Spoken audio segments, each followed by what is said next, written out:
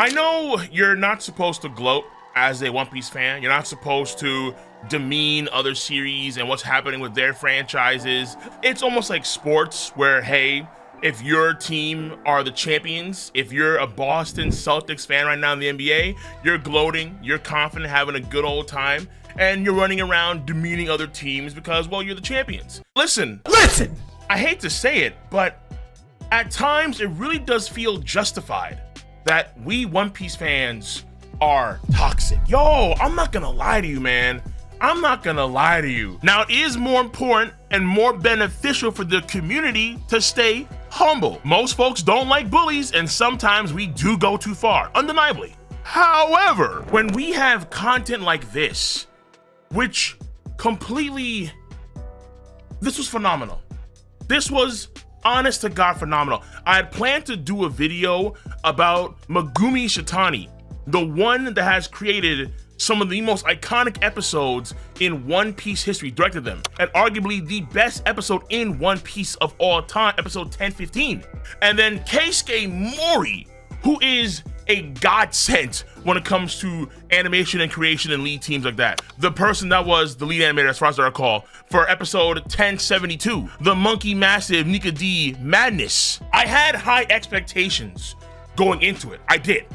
And I couldn't get to a video because I was traveling to Memphis. But bro, I watched it on Patreon the other night, and I promise you, I was so locked in for like the first 3 minutes or 4 minutes, I didn't even realize that the subtitles were off.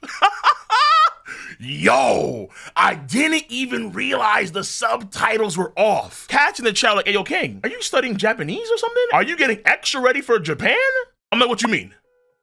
Oh, the subtitles were, I was locked in, bro. Off the gate. Shoutouts to King Recon. Peak fiction. What's going down? This was an episode special for truly the One Piece fan. Not people outside the fandom, not, let's say, even casuals that skip arcs like Skype. No. This is for the fans. People that have been following One Piece for 5, 10, 15 years, that have gone through a whirlwind of emotions, that have created like sub-fan groups talking about different topics about theory crafting, power scaling, animation and production, and so on. Bro, this is for us, because everyone who was a One Piece fan in some way got something from this episode. And one of the key signs of that was these characters that we see in the episode, they're not even named. It's just the girl, or the Marine younger brother, the Marine older brother. There's the bookstore part-timer. They're not even named. It's like watching Goblin Slayer. Oh, this was so incredible. This blew me away. I need to watch it a few more times when I'm in Japan, when I have the time to watch it, because it's just so good. Characters that we saw in Marineford go even harder. Like, one of the coldest scenes was you have some random Marine in between Crocodile and Mihawk about to clash. Like, bro, not only is it for the One Piece fans like us, the diehards, but also it's putting yourself into the One Piece world as a fan. If I was a diehard Chopper fanboy, a diehard Frankie supporter, a true Robin lover in the One Piece world, what would I look like? What would I be doing? What would I be saying? Who would I be hanging out with? If I was in the One Piece world, would I be like the benevolent king of waves, muscular, studly, mewing Giga Chad? When I see Chopper and I fold, nah, I know what I would be. I would be at the bar.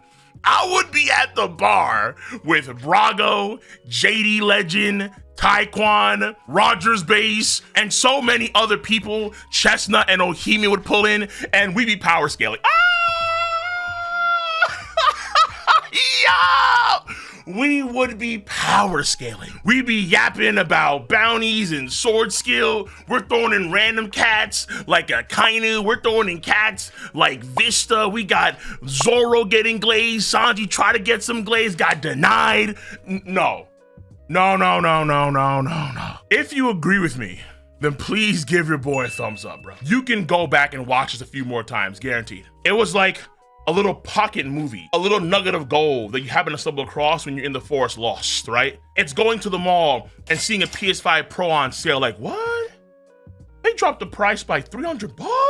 Oh! The excitement, that's how I felt, dude. The excitement, the tension, the glee, the emotions where part of me felt like I was about to, I want to say cry, but I could feel it somewhere in my heart of hearts, in my Kingdom Hearts, Chairman of Tarot style. I was like, damn, yo, this is hitting me right now. I said it during that stream, I wasn't gonna pause. I lied. Oh, I lied so many times during the episode. I had no other choice because the work that Megumi Ishitani and Keisuke Mori headlined was phenomenal. So before I go any further, let's give a shout out to the individuals that were a part of the creation of the episode of this special episode of One Piece, and it really is something special. Screenplay credits go to Momoka Toyoda, Megumi Ishitani, assistant, and Keisuke Mori, assistant. Art is Nagisa Nishida. Animation is Keisuke the Goat Mori, and a few other folks and organizations that were credited for templates like Fasto. Also, the direction. You know it was what? You know what was what? The woman that directed the insane Shichibukai madness. The woman that made the Strats drop all beer mugs when they were going to Wano Country. The woman that had Kid Luffy run right in front of Gold D. Roger. The woman that headed the last opening of Wano Country, and the banger, the absolute banger that is undeniably one of the best openings of all of anime in the year 2024. The opening of One Piece Egghead Island. I'm not saying she's perfect, but let's keep it a stack. When the direction of an episode or a special or an opening for One Piece is headed by Megumi Ishitani, and shout outs to Nanami Michibata, but when it's headed by Megumi Ishitani, straight fire. Straight fire. Straight fire, man. Damn. Oh my God. This episode. And lastly, the storyboard. Megumi Ishitani and Keisuke Mori. Listen, man, I think every One Piece fan needs to see this episode. The world that Ichiro Oda has built has such tremendous scope and reach that you could do something like this and it makes so much sense. And not only does it make so much sense, it's phenomenal, and we don't even know a single character's actual name. Because in reality, their names don't matter because they're us. They're us. When you have the Brook fanboys and fangirls waiting in the concert line, and the fangirls and fanboys are actually telling skull jokes. When you have these kids getting hyped over a Frankie magazine and Frankie going insanely super, and all the little boys love it because they're getting hyped like, hell yeah, that's our boy, that's our dude, Frankie. As if you were like reading an old school Game Informer magazine back in the day. Yeah. The lads at the bar unironically power scaling who is the greatest swordsman in the One Piece world. And then dude throwing the Kainu, the older brother Marine. Why throwing the Kainu? Maybe a Kainu has a magma sword and then boom, oh. Obviously, the main character, the girl, who was inspired by Nami. And this girl, in her own unique way, moving mountains. At the end, coming out of the shadows, even going that marine ship, everything she could possibly do just to get a glimpse of the woman that changed her life, her idol, her role model. It was so adorable, and it was so moving to just see that final scene. Oh, scene of Luffy yelling, Iko! And then you have the girl,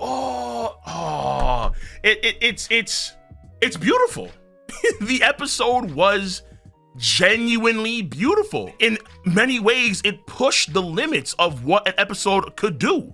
That might be a stretch to say, but I am gonna stand on that because you're gonna have a very hard time trying to find another series in anime and manga that has something similar and can match can match. This one was from the heart, and you could really feel it because Megumi and Keisuke, they have been in the exact same spots that we have been as we've all been watching and reading this great story. We can relate to them so well because we can relate to the characters in this episode so well. Not only does it do that extraordinarily well, but also what I love to see was fodder characters, random characters, us, you can argue some sense. We're getting their viewpoint of all these crazy events that are happening in both Marineford and on Shibondi, instead of from the perspective of the larger-than-life figures that are the Straw Hats and the named characters of the series. With that scene of Doflamingo cutting off Oars' Jr.'s leg, and it goes flying through the air, the leg itself is an afterthought because there are so many more intense and crazier things that are happening right after that. We think like nothing of it, like whatever, who cares? But in this episode, oh, it mattered a lot because this one dude's brother got stuck under that massive leg. And then when he gets out of that, after you have that one shot, that tremor, and then he sees this titanic leg, it just shows you the scope and the size and the larger than life figures that these characters are.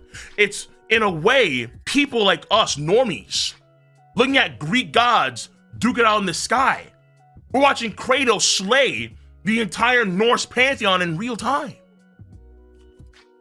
And it's incredible. The tales that would have you singing songs about these legendary figures that shatter the very ground and sky itself. That's what we're getting in this. Dude, it's so good, man. It's so good. It's incredible. I don't know if this is, I mean, is a 10 out of 10 too much? Yo, you let me know. I need to think about it more, okay? I'm traveling to Japan really soon, so I can't like really think and focus on this right now. But when I watch it a few more times, I really think about it, I ponder over it, and so on and so forth, I really may give this a flat 10 out of 10. I don't want to give too much of Megumi and Keisuke Mori's work a 10 out of 10, but it's like, dude, I mean, peak is peak, GOAT is GOAT. Michael Jordan has 6 rings, like, what you gonna do about it, bro? Like, I mean, I could, I'm gonna say a 10 out of 10 for now, but it's subject to change, okay? One thing, I'm gonna say this final note, and I tweeted about it too after watching the episode, because it was so damn good. It was so great. Phenomenal, really. I would like to see a movie done by these two. Now, that may be a stretch. No pun intended, give the main character. That may be a stretch, because movies are daunting. In terms of scale, production, time, yeah, they're daunting. And this is just 24 minutes, essentially. But what they did in those 24 minutes, if you were to 4 times that, I mean, is that even possible, bro? Is that even possible? Maybe one day in the future, we'll get to a film Green, a film Blue, a film Hawk, a One Piece Mega Stampede, whatever Toei wants to do.